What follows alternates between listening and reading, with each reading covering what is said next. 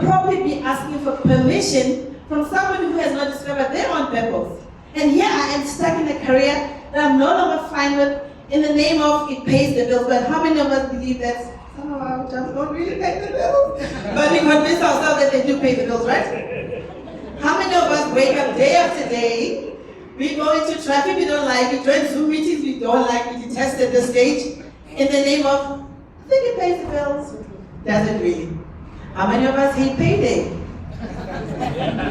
Don't like payday anymore because you know, hey, there is FNB is going to take, West Bank is going to take it, their money, right?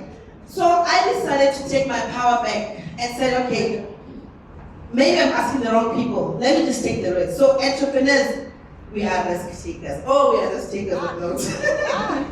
All the entrepreneurs in the house. Yeah, so now I took the risk, registered a business, went to the nearby city. I don't even know who told me that city registered business. Went to city, registered my business. At that point, I was even doing wedding planning. I was baking for my colleagues when they have meetings. I was cooking. Wow, as an engineer. But I realized, and as I look back, I'm like, this entrepreneurship, I've always gravitated towards entrepreneurship. From a primary school, high school, varsity, even now I'm working as an engineer, I'm busy cooking cakes for people during engineering meetings or for the engineering meetings. Then I realized, you know what, I need to step out. And one thing that I like sharing with people is the question that most professionals who want to take the leap of faith that I did, the question is, I think I want to pivot, but how do I know? The robots will never all be green. You have to bite the bullet and take the risk. But don't make the mistake that I did. So I just jumped because I felt I've been asking, nobody's giving me the answers. And I jumped out at a time where I did not financially prepare. I jumped out, I had all these debit orders. So my advice to you, professionals, keep your finances in order. Before you do that pivot, even if you're not going to pivot, we take for granted that the salary will go in on the 25th or the 15th or the 20th. And we have so many unnecessary debit orders. That's something that I realized that, oh my gosh, I was over-insured with life policy, life insurance. I was over-insured with dread disease. How many of you just say yes, yes, yes to those telecalls and have debit orders that you don't really check your bank statement because the money will come in the next month. So for me, that journey, that risk that I took cleared me of that also. There were tough moments where the debtors called, wanted their money, came up with the most creative stories. You don't want to get things I told them. It's for another day. But even then, it taught me to be flexible, to be able to respond, to be able to not be scared when somebody says, we're going to hand you over to lawyers. I'm like, hey, I've been handed over to lawyers so many times, I'm with you right now. So we've all faced it. So now, it made me brave. It made me realize, hang on, I must clean my records because I was at such a bad credit record that even when I went to National Youth Development Agency for a grant, they told me I don't qualify. Why? Because I had a bad credit record. So, and I worked with them, I actually went to board level. Said, but it's a grant. Does SASA need me to have good credit record to give me a grant? No, but it means it's important to them to know that even if you're going to give you a grant, even if you're going to give you business finance, it's important to know that you run your business, your finances in order. So then I went through that journey and eventually I paid off all my debt. So then now I started going to incubators. So I want to say, Denise, you said something that the Competition Commission came to see you.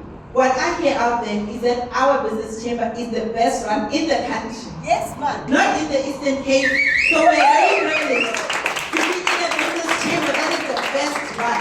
That's why they come to us to benchmark. So we are very privileged. So even if you're like, you're not sure about this thing, the social, don't stick around.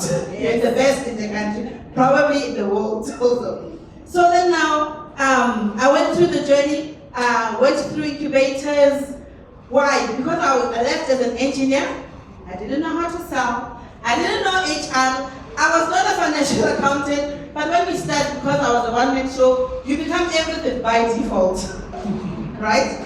But by default, that knowledge is not default. You need to go somewhere to be trained how to do a business model canvas, how to conduct your books, how to market, how to do sales. So that has a very important business. I was talking to some of my mates that I met today. I was saying, you know what, it's very important to have a mentor.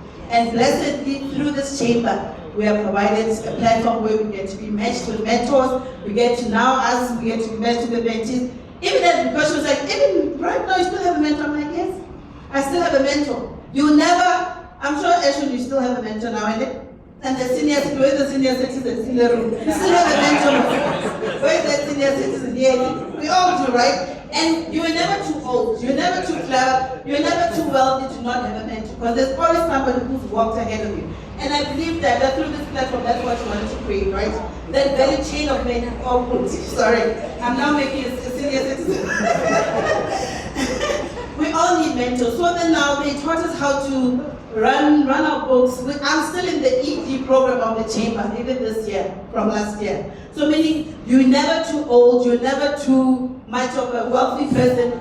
Every business has a stage, and for me, the reason why I joined, I said I want a program that's going to address my growth stage right now, and they're meeting it.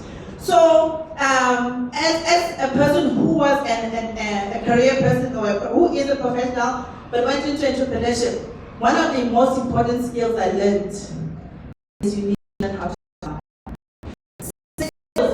We like sales people, especially if you're corporate, in the sales department, in the call center, you need to have the ability to sell. What do you do? Sell yourself, right? If you convince the kids to eat vegetables,